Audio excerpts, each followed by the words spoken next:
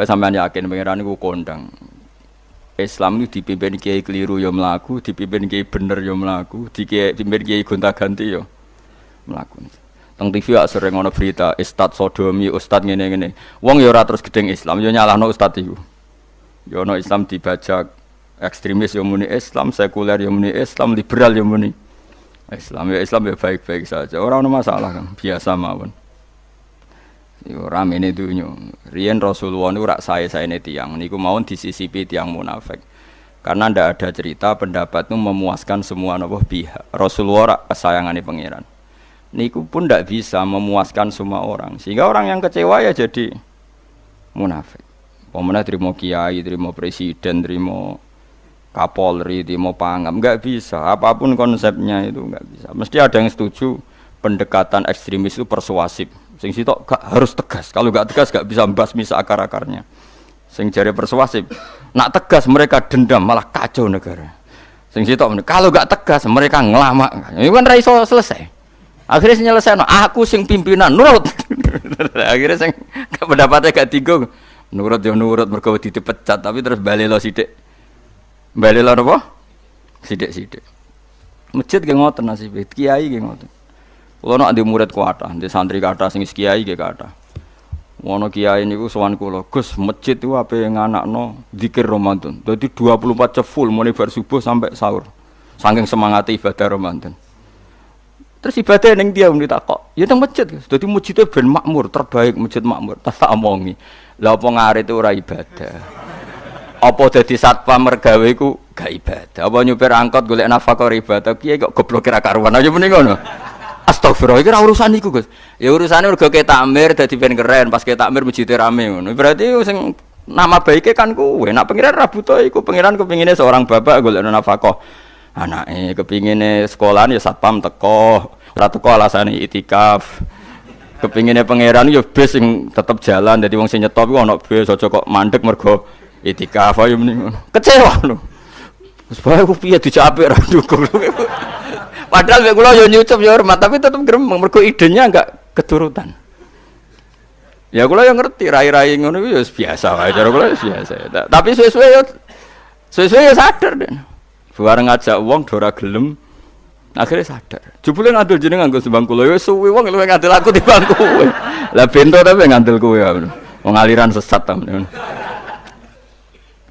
Ya masjid itu anggere sono salat jamaah iku ya wis rame cara pangeran. Ora perlu rame banget. Nak rame banget terus bakal pentol leren, satpam leren, supir angkot leren. Nah, iku jek sepele. Dokter leren. Wong ape lara. Ape lara ape berobat ra iso. Nak larane emergensi astagfirullah minamikum taqabbal ya karim. Sajane semburu leren maling leren, copet leren. Iku ape nek iso ngumpul lho iku. Makanya ngaji ku ngambek wong alim kan, karena orang alim itu yang tahu duduk perkaranya agama. Seorang lagi yang tahu duduk perkaranya agama. Nabi itu kalau ngendikan itu sampai sahabat itu gak bisa menampung. Kadang menyebut kebaikan satu majelis sampai 63 sampai 70. Misalnya Nabi ngendikan al-imanu bid'un wasituna bid'ah. Iman itu ada 63. Terus nyebut terus. Pertama ngendikan a'la la ilaha illallah, tertinggi adalah kalimat tauhid. Wa adnaha imatatul adza anitorik, terendah adalah menyingkirkan hal-hal yang mengganggu yang apa? Mukmin atau mengganggu jalan. Terus ngendikan seperti itu. Sehingga pernah suatu saat Rasulullah itu ngaji di masjid. Rasulullah terima kiai, Rasulullah itu ngaji di masjid. Nabi kalau ngaji di masjid itu memang di teras, jadi terbuka. Terus ada pemuda santai dengan santainya nggo pacul, ngliwati Nabi ngaji diliwati. Nggo pacul. Ya santai. Singkat cerita semua sahabat itu mencibir. Celaka betul pemuda itu. Ada Rasulullah ngaji tidak ikut tapi dia berlalu saja bawa cangkulnya. Kata Nabi, kamu jangan komentar demikian. Jika dia kerja menafkahi ibunya yang lemah atau anaknya yang lemah, dia juga ibadah dan itu juga sunnahku. Akhirnya sahabat mereka sadar. Jadi untuk meramaikan Islam itu tidak harus semuanya ngaji di masjid. Sing ape kerja ya ben kerja. Yang penting ora dadi germo. Orang pengedar narkoba itu, itu ora kerja kang perusakan. Jadi sebetulnya orang tuh nggak bisa mengatakan kerja mau pengedar narkoba itu ndak, pengrusakan tuh namanya. Tapi kayak adol pentol terus hal-hal yang halal itu namanya apa? Kerja. Dan kerja itu ibadah. efek dari pikiran ulama yang seperti ini, akhirnya masjid daerah ulama itu sepi-sepi. Mergo ngomong ngono terus wong wae nak ngono ora perlu ning masjid. Lah iku kesimpulane sing salah. Kok terus kesimpulane nak ngono ora perlu ning masjid bar saiki. Maksudnya orang ngono sing di aktivitas nggih monggo. Nek sing ada aktivitas timbang turu ning omah kene aduk ibadah ning masjid aja aduk turu ning masjid. Nah, akhirnya daerah-daerah tertentu sing akeh ulama mesti masjidnya sepi, tak jamin. Jajal gitu delok ning Rembang. Oh, tambah sepi. Karena ulama cara berpikir jong kerja ya ibadah, ngernet ya ibadah, mulang ya ibadah. Akhirnya marang masjid pas tarawih. Iku wae golek sing cepet. Tapi kunane kuno, nabi sekalipun itu yang namanya orang yang mendengar tetap ada yang menolak. Konsep perang di luar kota itu kan secara teori militer itu rasional. Bikin kontak ya rasional. Tapi orang yang berpendapat tadi, ya Rasulullah kita di rumah saja, itu ya gelo. Kayak tadi orang yang ingin memakmurkan masjid kemudian kan saya seperti itu ya gelo. Kalau pikiran saya suatu saat dia sadar, intinya sadar, terus sowan saya sadar. Karena ya muridnya ada murid beda angkatan ya, dia semi-semi teman sama saya. Tak omongin ngene, jong kowe nek pancen seneng masjid tenan, masjid iku aja dadi problem bagi umat.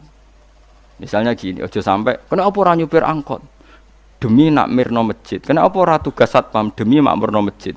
Berarti masjid ini menjadi problem penghalang dari sistem sosial ekonomi. Kowe seneng masjid darani problem. Kowe seneng masjid dianggap kambing hitam. Ya sudah, sholat jamaah saja, sholat jamaah di masjid. Terus yang nganggur-nganggur ya ke masjid. Tapi kalau yang sibuk ya monggo, asal itu halal ya ibadah. Ngendikane Nabi setiap aktivitas muslim asal halal itu apa? Ibadah. Makanya kita harus. Nah, tapi kan pendapat seperti ini itu kan kadang dibantah juga. Tapi ki Ramadan Gus tahun pisan, mosok njenengan ra setuju. Tak bukti kalau dia hadun nafsi tak tes. Ya wis aku setuju, syaratnya ketuane takmir ra kowe. Dadi masjid rame pas kowe ra ketua takmir. Isen dene karena dia ingin punya prestasi. Berarti sawang wow pas dene ketua takmir hadun nafsi enggak? Hadun nafsi pasti dia itu cari. Ya jajal pengajian sing gede-gede. Mergo pengurus takmire kepengin pas era ndekne tau pengajian geden. Pas gak pengurus takmir terus ana pengajian geden. Lha opo rame-rame bareng. Padahal orangnya sama. Nah itu ulama itu tukang ngomong seperti itu. Mungkin menyakitkan, tapi ulama itu terus ngomong seperti itu supaya agama ini dibawa berdasar ikhlas, bukan hadzun nafsi, bukan kepentingan pribadi. Tapi tentu ulama tetap ngomong iktikaf ya sunat baik, kerja ya baik, amal lainnya asal baik ya baik. Ngomong gitu terus. Tapi kan mangkel loh akhir ulama, karena bagi pengurus masjid baik itu pas Ramadan ya masjidnya rame. Bagi yayasan yatim piatu amal ape ya dikekno yayasan yatim piatu. Bagi KBIH, bagi travel amal apik ya umroh. Ya ta ora? Lha tenan kula raguyan. Mana mungkin travel umroh dalil kowe nek ade dhuwit luwih kekno cah yatim, kekno masjid, gak payu travel. Tapi dalile al umroh ilal umroh kafaratun lima bainahuma. Umroh itu yang mengkafaroi dosa. Jadi dan itu kersane Allah, orang macam-macam pikirannya kersane Allah dan baik-baik saja. Dunia diokal-akali itu ya baik-baik saja. Allah ya tenang aja tetap sugih. Cuma ulama harus ngomong seperti saya. Jadi karena keterbatasan manusia sehingga yayasan yatim piatu mesti ngomong seakan-akan ibadah terbaik yang nyumbang yatim piatu. Nanti yang di travel ibadah terbaik ya sowan nabi umroh. Nanti sing jamaah thariqah ya ibadah terbaik itu thariqah. Semua dan itu semuanya baik gak masalah, kita tidak masalah. Tapi kalau memaksa orang lain harus seperti itu dan mengkerdilkan kebenaran hanya surahnya gambarannya seperti itu, kita sebagai ulama harus melawan. Karena Nabi dawuh kebaikan itu sekian jumlahnya. Terus Nabi menyebut di satu majelis itu 60. Sampai yang di antara yang disebut itu nganti ana sing jorok. Wa fi buti ahadikum sedekah. Kowe ngeloni bojomu iku sedekah. Sampai sahabat takok, "Ya Rasulullah, masa urusan gitu ibadah?" Ayat ahaduna syahwatahu wa huwa alaihi ajrun. Masa urusan kelon itu ganjaran ibadah. Terus Nabi jawab, kata Nabi, "Faqih falawadu'a fi haramin akana alaihi wisrun." Kalau andikan dia meletakkan mental seksnya atau aktivitas seksnya di luar yang halal, apakah itu tidak dosa? Iya ya Rasulullah. Terus kata Nabi, "Wa kadzalika," begitulah kalau diletakkan di halal dia juga dapat apa? Paha. Terakhir Nabi ngendikan takufu syarraka anin nas fa innaha shadaqatun minka ala nafsik. Jika kamu itikaf di masjid tidak bisa, adol pentol tidak bisa, jadi satpam tidak bisa, aktivitas sosial yang menguntungkan orang lain tidak bisa. Takufu syarraka anin nas. Yang penting kamu tidak berbuat buruk yang merugikan manusia. Sehingga sampai ada riwayat dari orang sufi, ibadahnya orang zaman akhir itu tidur. Karena anak tidur itu gak ganggu wong. Iya. Paling bojo tok sepeten. Tapi kan yo nyopet yo ora, zina yo ora, ndelok wong ayu yo ora.